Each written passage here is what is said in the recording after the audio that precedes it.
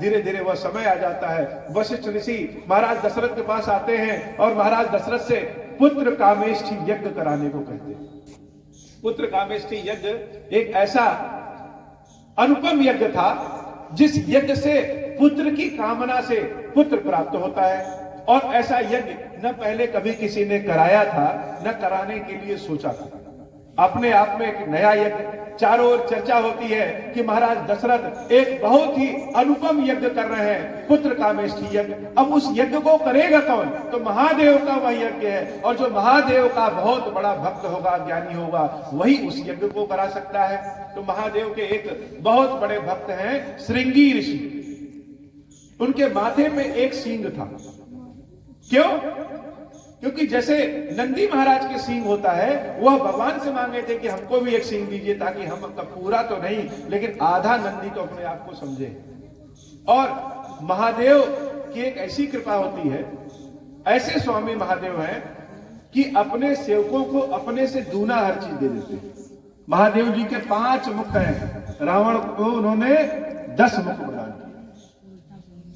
और महादेव जी से जो चीज जुड़ जाती है वह महादेव के समान ही पवित्र हो जाती है। अभी यहां कहीं नाग देवता मिल जाए तो आपको नाग देवता बाद में और भोलेनाथ पहले याद आएंगे।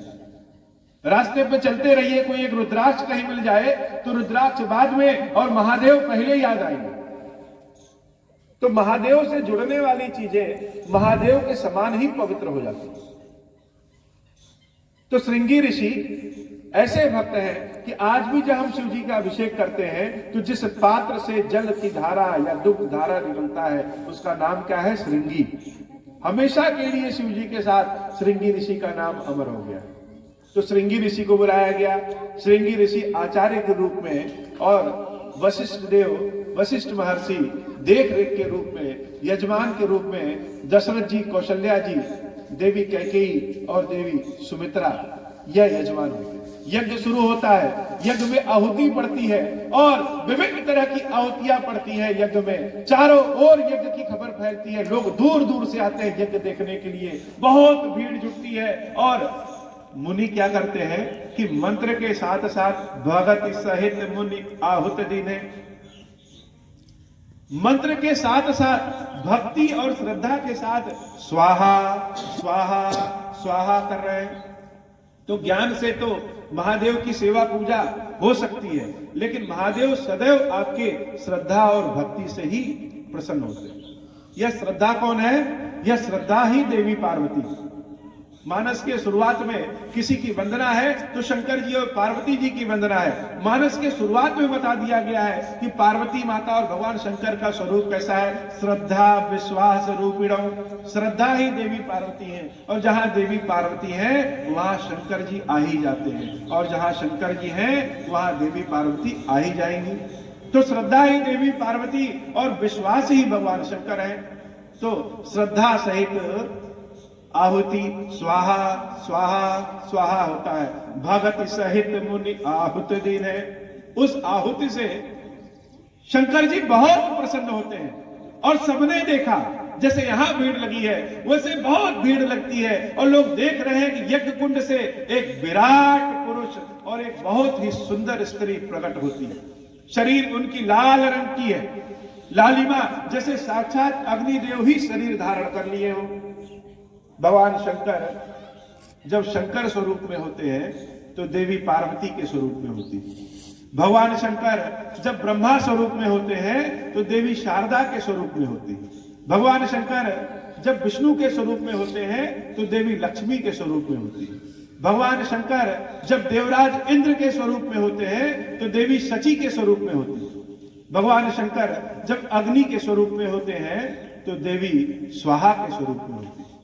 जो हम हवन में या अग्नि कुंड में यज्ञ करते समय स्वाहा स्वाहा स्वाहा कहते हैं, वह स्वाहा कौन है? वह स्वाहा ही देवताओं की माता है।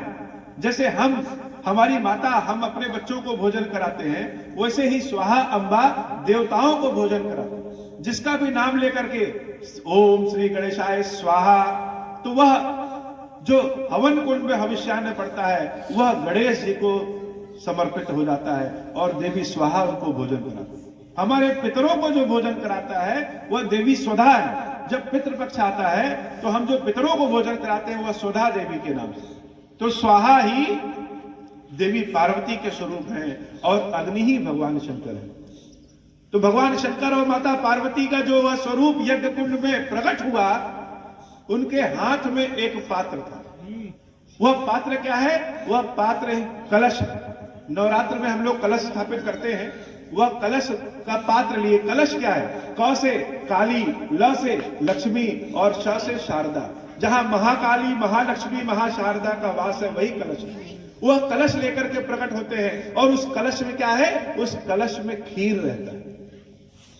उस कलश में खीर है और महादेव और ईश्वर महादेव का स्वरूप के नाम से जगत प्रसिद्ध है। बोलिए खीरेश्वर महादेव जी की जय हो। बोलो खीरेश्वरी देवी जी की जय हो। जिसने भी भगवान के उस स्वरूप को देखा सब आश्चर्यचकित हो गए, यह कौन सा भगवान का स्वरूप है। भगवान खीर लेकर के प्रकट होते हैं और गुरुदेव वशिष्ठ से कहते हैं, हे वशिष्ठ, जो वशिष्ठ कछु हृदय विचारा। हे वशिष्ठ, जो तुमने अपने मन में विचार किया है, जो सोचा है, जिस भाव के स्वरूप में सोचा है, सकल काजुभा सिद्ध तुम्हारा। आज वह सारा कार्य तुम्हारा सिद्ध होगा। ये यजमान है दशरथ जी, लेकिन खीरेश्वर महादेव प्रकट होकर के कहते हैं कि वशिष्ठ तुम्हारे हृदय का विचारा सब सिद्ध होगा। क्यों? क्योंकि महाराज दशरथ गृहस्थ है और उनको पुत्र की आवश्यकता है। अपने बुढ़ापा के देखभाल के लिए पुत्र की आवश्यकता है। अपने साम्राज्य, घर परिवार को देखभाल के लिए पुत्र की आवश्यकता है। लेकिन महाराज वशिष्ठ, गुरुदेव वशिष्ठ महर्षि, उनको सिर्फ अयोध्या नहीं, संपूर्ण विश्व का कल्याण करना है। उनके मन में जो भगवान का स्वरूप है वो करुणा वाले भगवान का स्वरूप है, दया वाले भगवान का स्वरूप है, संपूर्ण समाज की रक्षा करने वाले भगवान का स्वरूप है। इसलिए खीरेश्वर महादेव ने कहा कि हे वशिष्ठ, जो कछु हृदय विचार, जो तुमने हृदय में विचार किया है वही रूप लेकर के भगवान प्रकट होंगे। यद्यपि वह दशरथ जी के पुत्र के रूप में प्रकट होंगे, लेकिन गुण सब रहेंगे जो तुमने अपने मन में विचारा है। और वह खीर वह दशरथ महाराज जी को देते हैं। यह बाटी देहु द्रिप जाई। हे राजा, इस खीर को अपने रानियों में बांटो। जिस विभाग से जितना मन करे, जिसको जैसा देने की इच्छा हो वह बांटो। जथा जोग जही भाग बनाई, यह तुम्हारा अधिकार है। सारे लोग खीरेश्वर महादेव की जय जयकार कर रहे हैं और सबने खीरेश्वर महादेव से प्रार्थना किया कि हे प्रभु, जैसे आपने महाराज दशरथ की इच्छा पूरी की, हम सबको भी धन्य करिए, हम सब पे भी अपने कृपा प्रदान करिए, हमको भी अपना आशीर्वाद दीजिए। खीरेश्वर महादेव कहते हैं सबको समझाया कि जो कोई भी मेरी पूजा जिस भी किसी विधि से, जिस भी तरीके से करेगा, उसकी मनोकामनाएं पूर्ण होंगी, भोग और मोक्ष दोनों प्राप्त होगा। लिंग पुराण में ऐसी भविष्यवाणी है कि प्रकाश्यते च प्रतिष्ठते विकृताकृति ही। हमारी एक विकृत आकृति कलयुग में प्रतिष्ठित होगी और प्रकाशित होगी। और जो कोई भी जिस भी किसी विधि से उनकी सेवा पूजा करेगा, भोग और मोक्ष दोनों प्राप्त होगा। तो खीरेश्वर महादेव जी का जो स्वरूप है, यहाँ पे शिव जी का जो शिवलिंग होता है, ज्योतिर्लिंग होता है, वह गोल होता है।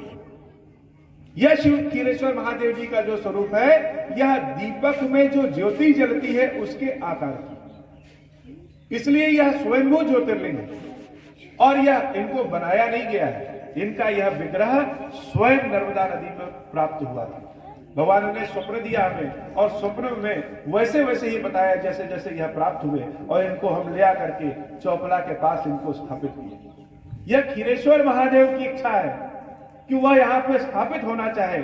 और जैसे प्रलय के समय मत्स्य स्वरूप में भगवान विष्णु ने सबको एक नाव में रखने का आदेश दिया था कि सबको अपने नाव में रख लीजिए, वैसे ही आने वाला समय बहुत कठिन होने वाला है। इसलिए खीरेश्वर महादेव ने मुझे आप सबके समक्ष, सबके पास भेजा है कि हम सबके पास जाकर के उनकी कथा सुनाएं। और खीरेश्वर